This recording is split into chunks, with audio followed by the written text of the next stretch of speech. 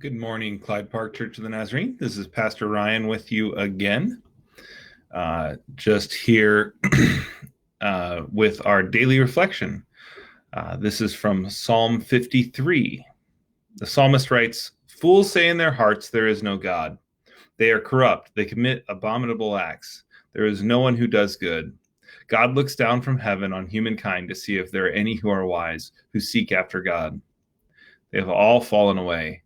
They are all alike perverse. There is no one who does good. No, not one. And they have no knowledge, these evildoers, who eat up my people as they eat bread, and do not call upon God.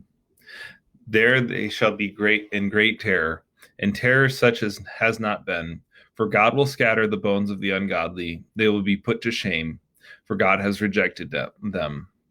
Oh, that deliverance for Israel would come from Zion. When God restores the fortunes of his people, Jacob will rejoice. Israel will be glad. Well, the psalmist uh, has an interesting message for sure. And good morning to you, John. It's good to see you. Well, I see your little icon. So good morning to anybody else who's logged on as well.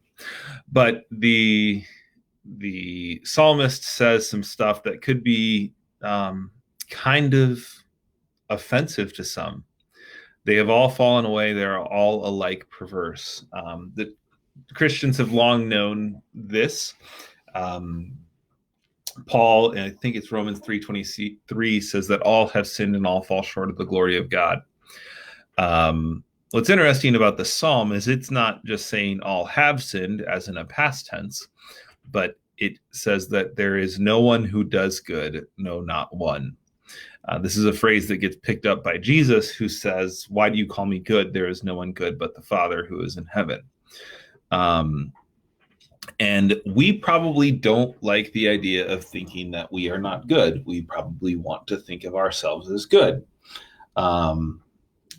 We have a propensity as human beings to do lots of self-justification and saying that we are good and others are bad. And I understand that impetus. As I'm thinking right now, I am regretting that I did not do a little bit more planning because it just popped in my head. That this reminds me of Bonhoeffer. So Diane, if you watch this, congratulations, I made a Bonhoeffer reference. But in The Life Together, Bonhoeffer talks about human sin, and he says something along the lines of, it is only for my sin that there is no excuse whatsoever. I can come up with any number of exceptions for my brother. He was tired. He did not eat enough. I didn't pray enough for my brother. There's lots of excuses that we can come up with for others, but it is only for our sin for which there is no excuse whatsoever. And Paul picks up on this too, and Paul says, "I am the worst of sinners." So while we probably lean towards self-justification, the scriptures call us towards self-abasement and seeing ourselves rightly as those who do not do that which is right. I'm guessing that you might be the same, that there are times when you do not do what is right. For instance, I'll give a personal example. I'm starting to, I don't actually know how much weight I've gained, but I'm starting to feel a little bit more lethargic and like I have gained weight during this. And I know that I need to watch what I eat. Then I found a box of Thin Mints and I opened up a sleeve and I thought, oh, I'll just have a couple. And that couple turned into an entire sleeve of Thin Mints last night. Now, is that a major thing? No, not really. But I'm guessing I'm not the only person whose eating habits have caused him to gain weight.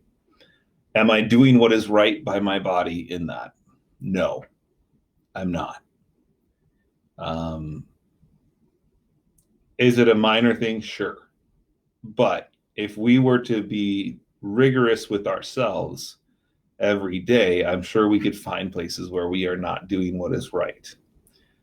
Fortunately, God is gracious and God is merciful. And what this psalm ultimately speaks about is God delivering Israel.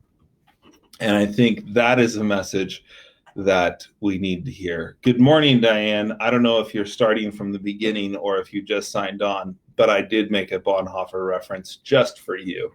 Actually, no, it fit, but I pointed out that I did it for you. So ultimately, our hope is in God.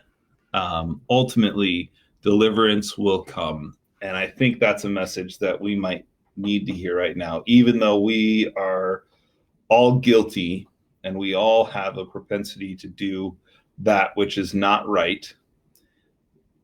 God will still bring deliverance. And I don't know about you, but I am looking more and more for God's deliverance. I am needing God's deliverance more and more. So today, why don't we pray? Use this psalm as a way to reflect on our sin. In what ways have you avoided doing that which is right? In what ways could you do what is right? There is more than just doing evil. There is also avoiding the good. So in what ways can you proactively seek God's kingdom? What things do you need to confess? And then in what ways have you not been placing your hope in God, and have you been placing your hope in something else? And may you place your hope in God, who will deliver us. Perhaps not when we want, but God is faithful. No matter our circumstances, God is faithful. So may you rest in his faithfulness today. God bless. Take care.